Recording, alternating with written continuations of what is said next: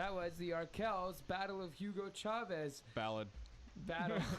Well, actually, it's going to be a battle now because a man who is very much not like Hugo Chavez is joining us on the phones now.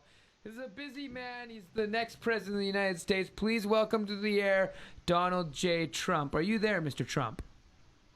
Yes, sure as. I can hear you loud and clear. Honestly, I'm very excited to be here again. Well, we're so happy to have you, man. Darcy, we have the next president of the United States of America on the air right now. All right. Hello, Mr. Trump. It's a real honor. Compose yourself. You know, Darcy Collins. I've seen his comedy a lot. I like Darcy. I respect Darcy. I consider him a friend, but honestly, he's a bit of a disaster. I gotta say, as soon as he steps on stage, it's pretty troubling. I have to say that he's very low energy. I can't. I'm nodding, but I don't want to agree. It means a lot coming from you, Mr. Trump. I appreciate. No, like I said, I like him. I like him a lot. I think he's great. But people have said, I've heard people say that he's a bit of a disaster. I mean, I like him, but people are talking. That's all I'm saying. It sounds like you've been admonished. Are you speaking to me? Yeah, Darcy, you're getting admonished. You know what? Haters gonna hate. Trump's gonna Trump. Yeah. Let's put it in the past. Let's move on from this. No, Mr. Trump, who's your favorite comic in Victoria? Honestly, I have to say Mark Robertson has got to go for him. Mark Robertson is my favorite comedian I've ever seen. What's your favorite joke by him? I mean, what? What's your favorite joke by Mark Robertson, Mr. Trump? Listen, he's got this thing about the noodle box, which I love because he talks about Asians, which are very funny people to me. Okay, they're very funny. I like taking the Chinese down. So does Mark Robertson. That's why I like him a lot. Now, Mr. Trump, you've been misunderstood as being quite a racist over the past while. I mean, first of all, I'd like to just hear, what is your argument for your positions on different races? I mean, like, let's hear it. Like, in terms of, for example, Mexicans are people you've said a lot of things about that people have taken to be negative things. What do you really think about the Mexicans? Like, clear the air now. Listen, all right. This is where I come every week. All right, I'm on my plane. I'm a really busy guy. I will stop everything Sunday night to do a show in Canada for about 100 people maybe listening. All right, and this is why. Because, you don't ask the gotcha questions. All right, you let me just speak my mind. Honestly, when it comes to races, all right, I don't see race. All right, there's winners and there's losers. And it seems to be that white people have won quite a lot. And so I'm just saying, maybe if people worked harder. I'm not saying I'm racist or that white people are better, but, they win. They win quite a lot. I'm just saying they win. And what about orange people? Orange people, it takes a lot of money to become orange. All right, once you break about $100 million, you start to turn orange, and let me tell you, it's pretty great. Now, this last week has been very eventful in terms of race politics in the United States. Would you give your analysis of or sort of what's been happening, sort of the Black Lives Matter movement and et cetera? The whole shakedown that's been happening. Let me tell you something. People think it's hard for black people in America, but you know what it's like when you're orange, what it's like to go through life. I mean, I honestly can't go from point A to point B without being pulled over by the IRS, asking me questions about my taxes.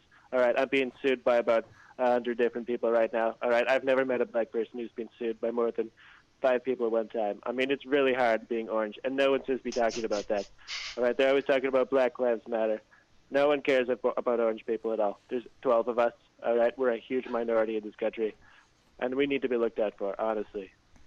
I agree. I mean, and I think people have truly, the racism against orange people, it's unbridled. You see people, I mean, like Glenn Beck putting his face in a bowl of cheesies and just ridiculing your people.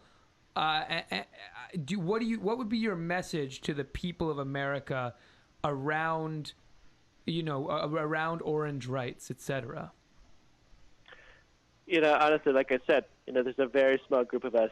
All right, so if I see another orange guy, I feel a connection with him. Like if I see John Boehner walking down the road or Mitt Romney, You know, I know exactly what he feels. I know what his experience is. You know, as a colossal millionaire orange man.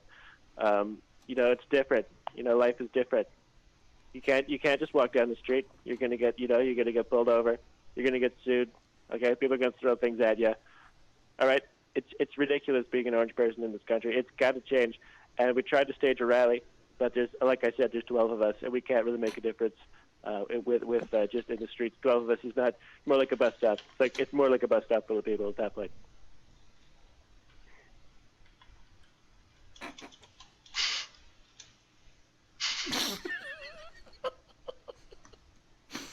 Mr. Trump, if I may, what does your diet consist of that would cause you to turn orange? Listen, I don't know what it is. I don't know why I'm orange, but I eat a lot of oranges, all right? I eat a lot of baby carrots, all right? If I have food that's not orange, I have it painted orange. But I don't know why I'm orange. I like orange food. I don't think that has anything to do with it. I think it's because Mexicans every day cross into this country, and they take our jobs. And I think that's why I'm orange.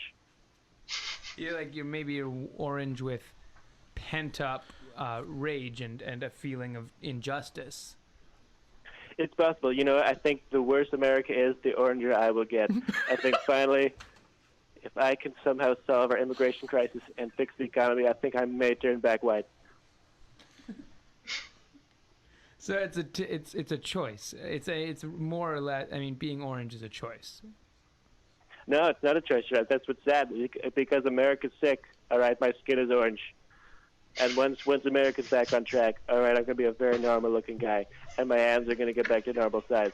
I know I deny that they're not small, but they are very small. It's because of the American people. The working class is really getting screwed in this country.